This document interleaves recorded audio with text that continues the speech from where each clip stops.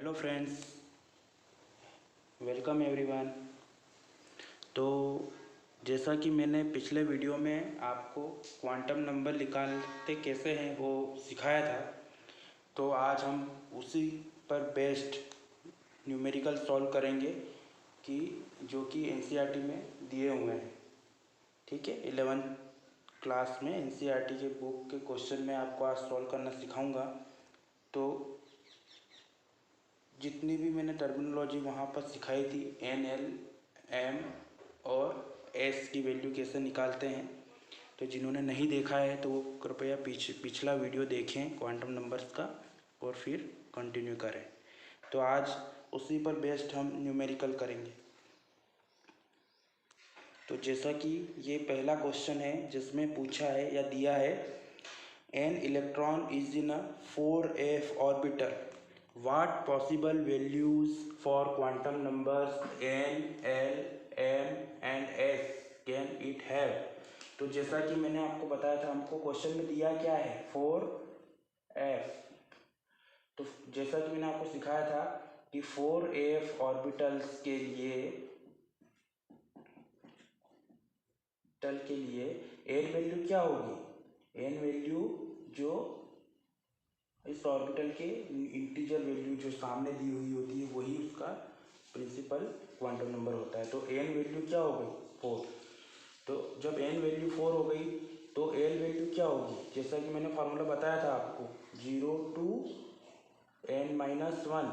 तो n-1 मतलब 4 minus 1 तो 3, तो 0 to 3।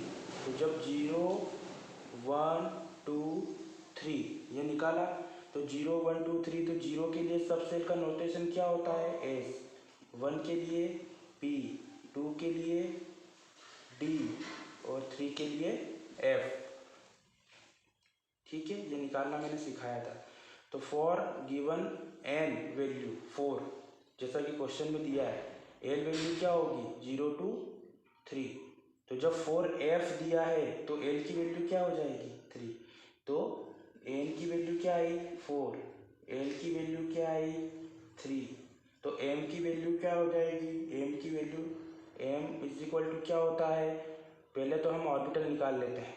तो 2l + 1, तो l की वैल्यू क्या आई, 3। 2 × 3 + 1, 2 × 3 6 + 1, तो ऑर्बिटल कितने आ गए, 7। तो 7 ऑर्बिटल बना लीजिए, 3 4 5 6 7। ठीक है, तो जैसा कि एल, अब एम की वैल्यू क्या होगी, एम की वैल्यू का फॉर्मूला मैंने आपको बताया था, -L2 + L इंक्लूडिंग 0। तो 0 सेंटर में ले लीजिए। तो एल की वैल्यू क्या है अपने पास, एल की वैल्यू क्या है, 3। तो उसके लिए जब 3 के लिए एम वैल्यू कितनी होगी, 7। डिफरेंट 7 वैल्यू क्या होगी, जो कि -3 से +3 तक होगी इंक्लूडिंग 0। समझ में आया, ठीक है। जैसे कि ये +1 +2 +3 -1 -2 -3। ठीक है, और एस वैल्यू क्या होगी, या तो +½ होगी या -½ होगी। तो इस क्वेश्चन में हमने ये सारी चीज़ें निकाल ली। ठीक है, आई होप आपको क्लियरली समझ में आया होगा, और इसका डिटेल में आपको जानना है तो पिछला वीडियो देखें। तो दूसरे टाइप का क्वेश्चन है कि using SPDF notation describe the orbital with the following orbital. तो जैसे ABCD चारों का हमको ये बताना है कि वो ऑर्बिटल्स कौन सा है। तो मैंने आपको बताया था कि जो भी प्रिंसिपल क्वांटम नंबर रहती है उसको हम क्या करते हैं, डायरेक्ट लिख दो। ठीक है, जैसे 2 इसमें, 4 इसमें, 5 इसमें, 3। अब अपने को निकालना है नोटेशन। तो क्या होता है, मैंने आपको पहले भी सिखाया था कि for a given an value, L value कैसे निकालते हैं, एन से हम एल वैल्यू निकालते हैं, तो उसी से नोटेशन निकालेंगे सब ऑर्बिटल का। ठीक है, तो एल वैल्यू कैसे निकालेंगे, एन वैल्यू निकालेंगे 0 to n-1, ठीक है। तो यहाँ पर n कितना है 2, तो 2 0 और इस 2 के लिए उसकी वैल्यू क्या आएगी 1, ठीक है। इससे n वैल्यू क्या आ जाएगी 1, मतलब n-1, अगर 2 रखेंगे 2 में से 1 गया तो 1, तो उसकी वैल्यू क्या आ जाएगी, उसकी वैल्यू आ जाएगी 1। सेम ऐसे ऐसे कैसा इसमें करें, n वैल्यू क्या दी है 4 दी है, तो उसकी वैल्यू क्या आ जाएगी, अगर n वैल्यू 2 दी थी तो n वैल्यू 1 आई इस फॉर्मूले से। जब n वैल्यू अपने को 4 दी है तो n वैल्यू क्या आएगी n-1 मतलब 3। जब n वैल्यू 5 दी है तो उसके लिए n वैल्यू क्या आएगी, 5 में से गई तो 4, और जब n वैल्यू 3 दी है तो n वैल्यू क्या आएगी n-1 मतलब 2, ठीक है। तो मैंने आपको l के नोटेशन बताए थे, जब 0 1 2 3 4 और 5 चीज़ें हो तो क्या लिखते हैं, 0 के लिए s लिखते हैं, 1 के लिए p लिखते हैं, 2 के लिए d लिखते हैं, 3 के लिए f लिखते हैं, g गो ऑन, ठीक है। ये ऐसा ही आगे चलता रहता है।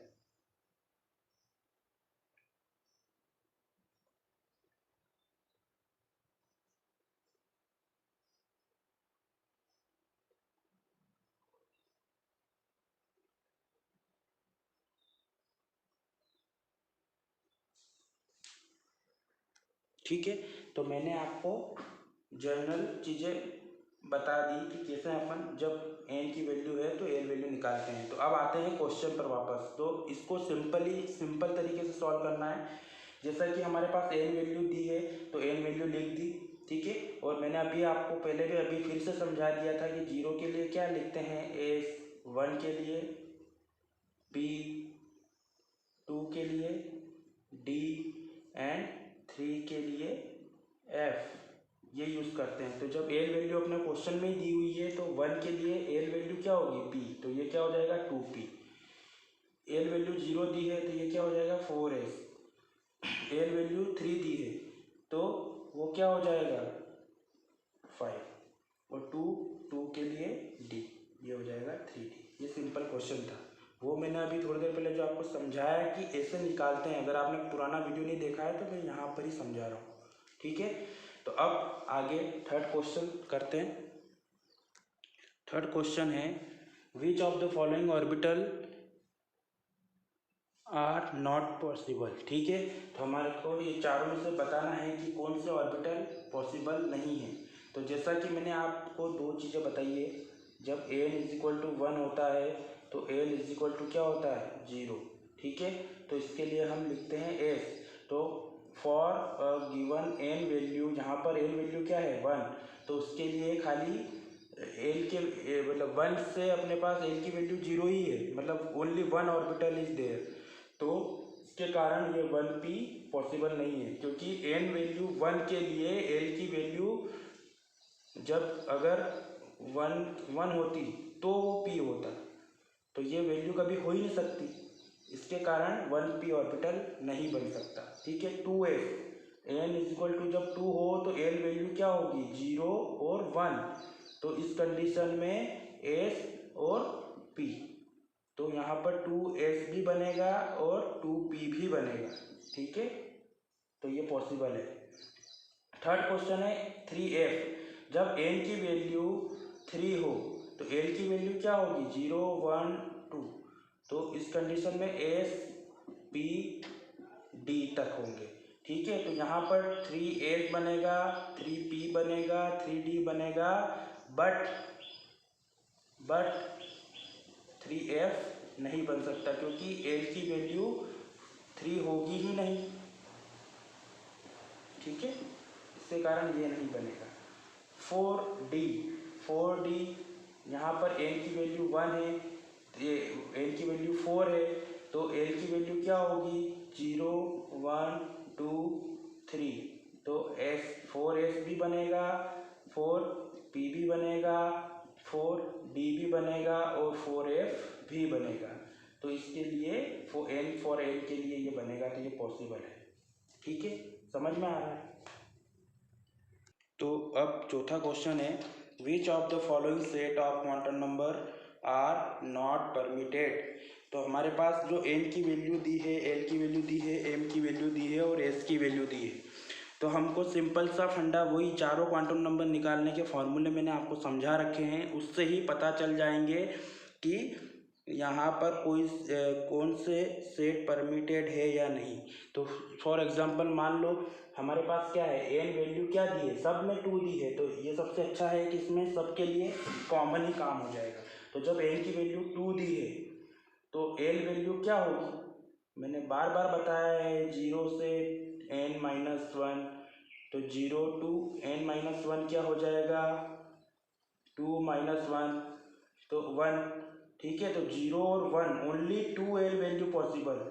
ठीक है, एस और बी होगा। समझ में आया। तो जब n की वैल्यू 2 है तो l की वैल्यू या तो 0 होगी या 1 होगी। तो जब n की वैल्यू 2 है तो l की वैल्यू 2 हो ही नहीं सकती, तो इसका मतलब ये तो परमिट हो ही नहीं सकता। ठीक है, 1 होगी, ठीक है 1 होगी, 0 होगी, 1 होगी, मतलब यहाँ तक सही है। अब m वैल्यू पर आते हैं। तो जब m वैल्यू क्या होता है, m वैल्यू होता है 2l + 1। इससे हम ऑर्बिटल निकालेंगे। तो जब l की वैल्यू मैक्सिमम वैल्यू क्या है 1 प्लस, ठीक है, तो इसकी वैल्यू क्या हो गई 3, मतलब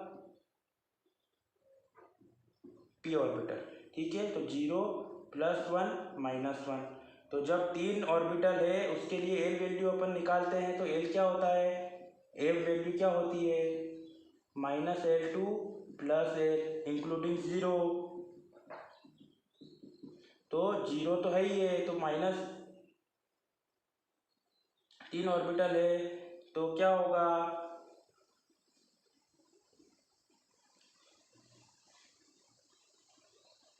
ठीक है 3 ऑर्बिटल है तो l क्या होगा -1 to +1। तो इस कंडीशन में l की वैल्यू -1 हो सकती है, तो ये हो जाएगा s½ है। ठीक है, m वैल्यू 0 हो ही नहीं सकती, तो और s वैल्यू भी 0 नहीं होती, तो ये परमिटेबल नहीं है। और m वैल्यू 2 नहीं होगी। ठीक है, तो ये भी पॉसिबल नहीं है। अब पांचवा क्वेश्चन है, what is the total number of orbital associate with the principal quantum number n = 3 के लिए टोटल नंबर ऑफ ऑर्बिटल कितने होंगे। तो इसका मतलब ये है कि हमको m वैल्यू पूछा है, m वैल्यू से ही हम टोटल नंबर ऑफ ऑर्बिटल निकालते हैं। तो सबसे पहले n से हम क्या निकालेंगे, l वैल्यू, और l वैल्यू से क्या निकालेंगे m। ठीक है, तो l = क्या दिया है, l = 3 दिया है। ठीक है, इसके लिए l वैल्यू क्या हो जाएगी 0, 1 और 2। ठीक है,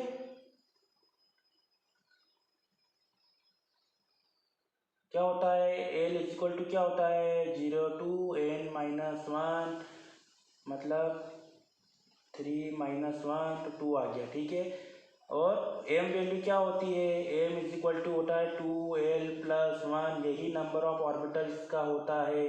तो l कितने हैं 2 × 2, तो l वैल्यू क्या आई हमारे पास, नंबर ऑफ ऑर्बिटल क्या हो जाएंगे। ठीक है, तो सबके लिए इंडिविजुअल ऑर्बिटल निकालने पड़ेंगे अपने को। तो फॉर 2 के लिए क्या हो गए 2 × तो इससे क्या निकला 2 दूनी 4 और 1 5, इसके लिए 5 ऑर्बिटल। इस 1 के लिए कितने ऑर्बिटल होंगे 2l + 1, 2 × 1 + 1, तो ये कितने हो गए 3 ऑर्बिटल। और 1 के लिए क्या होगा 2l + 1, 2 × 0 + 1, तो ये हो जाएगा 1। तो ये यहाँ पर क्या आ जाएगा 1। तो टोटल ऑर्बिटल कितने हो जाएंगे 1 + 3 + 5 = कितने हो जाएंगे 9। तो ये तो क्वांटम नंबर से निकालना सीखा। इसके लिए डायरेक्ट फार्मूला होता है n total number of orbital present in nth shell = क्या होता है n²। तो डायरेक्ट प्रिंसिपल क्वांटम नंबर का स्क्वायर करेंगे तो हमको टोटल नंबर ऑफ हो जाएगा। ये अल्टरनेटिवली एक फार्मूला है कि किसी भी nth सेल का जो टोटल नंबर ऑफ ऑर्बिटल निकालने हैं वो क्या होता है 2n²। ठीक है। तो डियर स्टूडेंट्स, ये सारे एग्जाम्पल है जो कि क्वांटम नंबर पर बेस्ड क्वेश्चंस हैं।